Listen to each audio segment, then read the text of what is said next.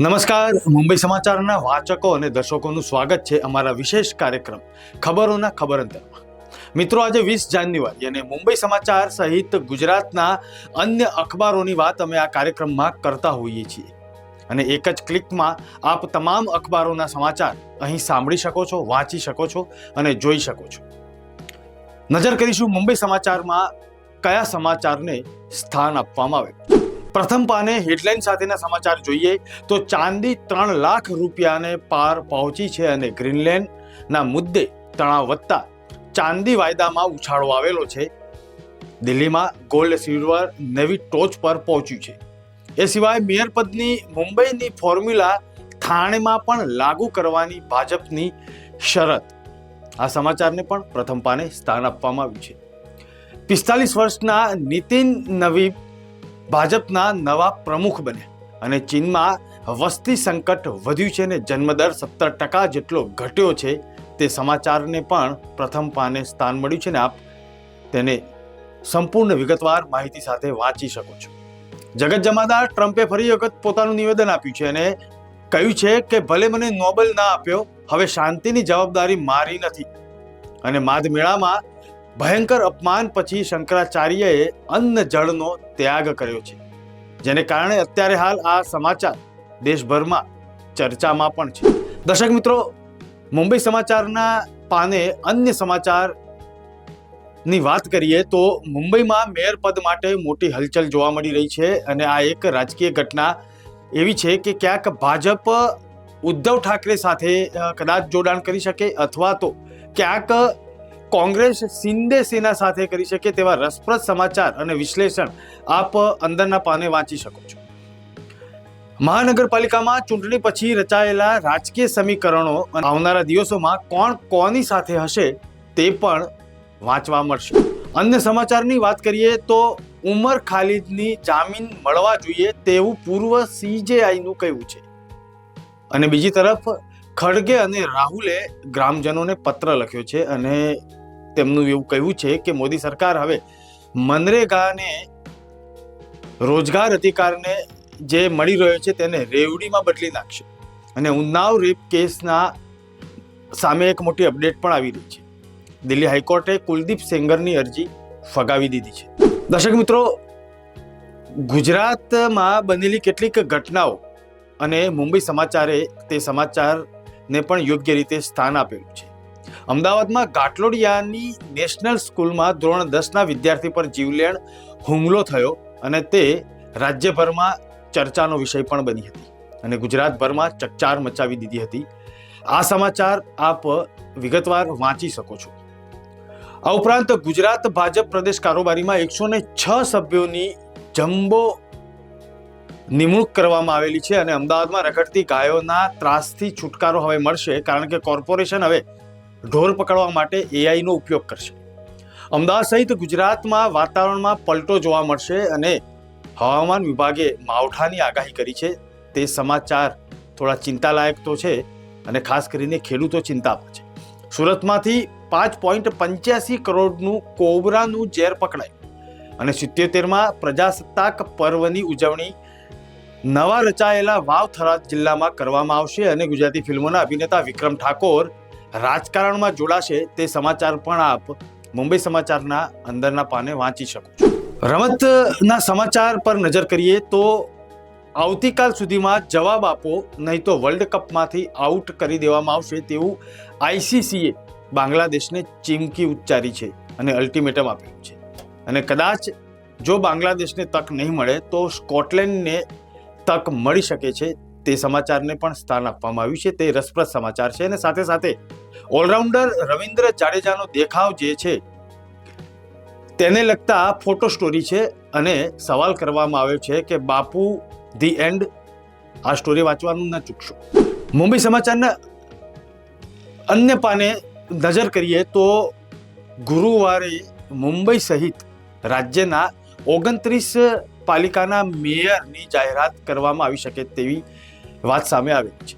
અને બીજી તરફ બાળાસાહેબ ઠાકરેના જન્મ શતાબ્દી વર્ષ હોવાથી પહેલા 2.5 વર્ષ માટે શિવસેનાનો જ મેયર બનાવવાની માંગ બીજી તરફ ઉઠેલી છે.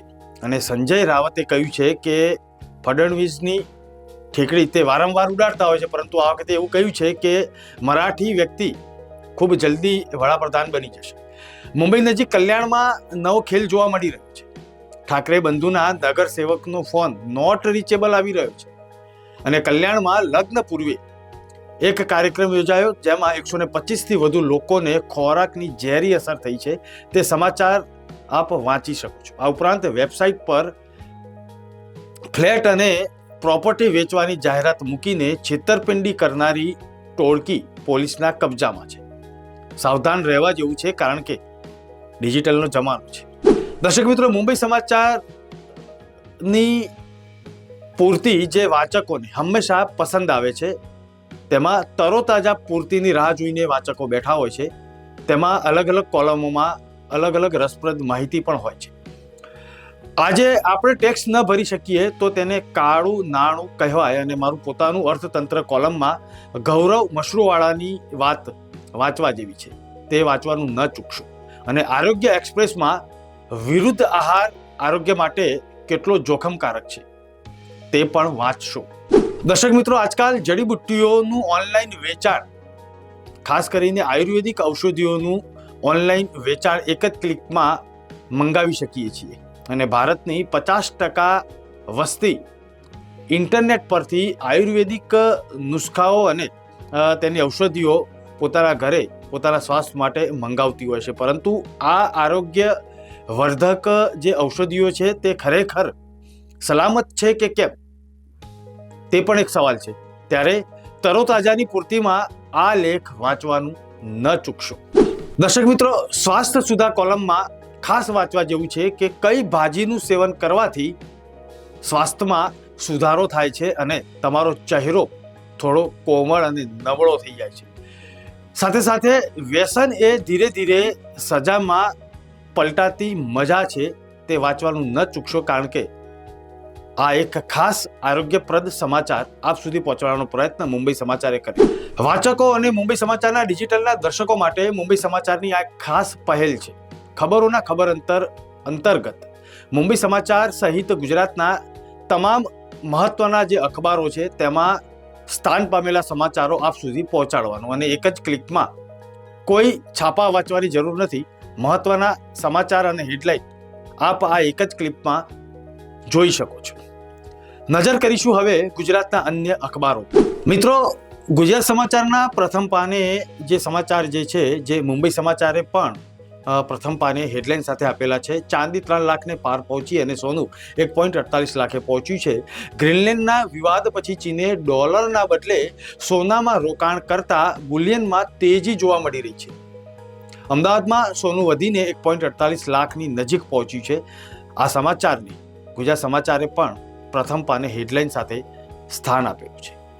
ટ્રમ્પ સામે બાયો ચડાવતા યુરોપિયન દેશો 107 અબજ ડોલરનો વળતો ટેરિફ નાખશે તેવી ચીમકી પણ યુરોપિયન દેશોએ આપેલી છે અને બ્રિક્સ દેશોની ડિજિટલ કરન્સીસ લીક કરો તેવી માંગ રિઝર્વ બેન્કે કરેલી છે. બીજા એક મહત્વના સમાચાર છે. ભારત અને યુએઈ વચ્ચે સંરક્ષણ, સ્પેસ, એનર્જી રોકાણના ક્ષેત્રમાં કરાર કરવામાં આવશે. વડાપ્રધાને કહ્યું, મારા ભાઈ શેખ મોહમ્મદનું ભારતમાં સ્વાગત છે. ગુજરાત સમાચારના છેલ્લા પાનાની વાત કરીએ તો ગુજરાત મોડલનો પરપોટો ફૂટ્યો છે. તે સમાચાર વાંચશો, કારણ કે ચિંતા કરવા જેવી વાત છે. માઝા મુક્તિ બેકારી, ખાખી વર્દી પહેરવા માટે 10 લાખ ઉમેદવારોએ ઉમેદવારી પત્રકો ભરેલા છે, નોકરી માટે અરજી કરેલી છે. અને આ સમાચાર વાંચવાનું ન ચૂકશો. અને ઘાટલોડિયામાં સ્કૂલના વિદ્યાર્થીઓ વચ્ચે મારામારી થઈ અને તે સમાચારને પણ ફોટો સાથે વ્યવસ્થિત રીતે ગુજરાત સમાચારે રજૂ કર્યું છે. દર્શક મિત્રો, ગુજરાતના અન્ય અગ્રણી અખબારોની વાત કરતા હોઈએ ત્યારે સંદેશના પહેલા પાને જે સમાચારને સ્થાન મળેલું છે તેની પણ ચર્ચા કરવી જરૂરી બને છે. સંદેશમાં પણ ચાંદી 3 લાખને પાર પહોંચી છે અને સોનું પણ 3000 જેટલું ઊંચકાઈને 1.45 લાખ પર પહોંચ્યું છે. આ હેડલાઇન વાંચવાનું ન ચૂકશો.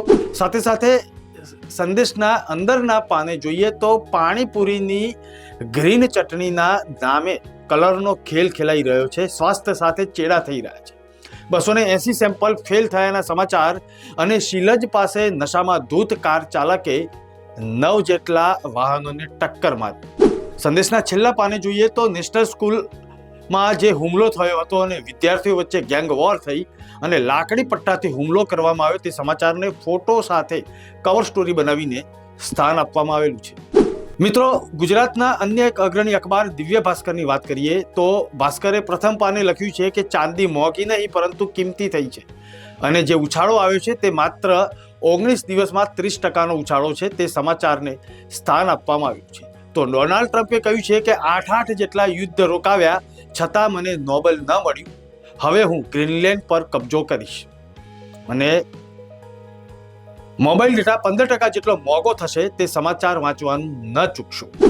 દિવ્ય ભાસ્કરના અમદાવાદ ફ્રન્ટ પેજ પર નજર કરીએ તો હાઈકોર્ટમાં રીડેવલપમેન્ટનો કેસ છેલ્લા 3 મહિનાથી નોટિસ આપવામાં આવી રહી હતી વકીલને, પરંતુ જવાબ ન મળતા વકીલને જ 1 લાખ રૂપિયાનો દંડ ફટકારવામાં આવ્યો છે અને એમજે લાઇબ્રેરી જે વર્ષો જૂની છે અને લોકોની પસંદગી પહેલી હોય છે આ લાઇબ્રેરીની, તે એસી યુક્ત કરવામાં આવશે. આ સમાચારને પણ સ્થાન દિવ્ય ભાસ્કરે આપ્યું છે. આ ઉપરાંત નેશનલ સ્કૂલમાં ધોરણ 10ના વિદ્યાર્થીઓ વચ્ચે થયેલી મારામારીને પણ ફોટો સાથે કવર સ્ટોરી બનાવીને વાચકો સુધી પહોંચાડવાનો પ્રયત્ન કર્યો છે.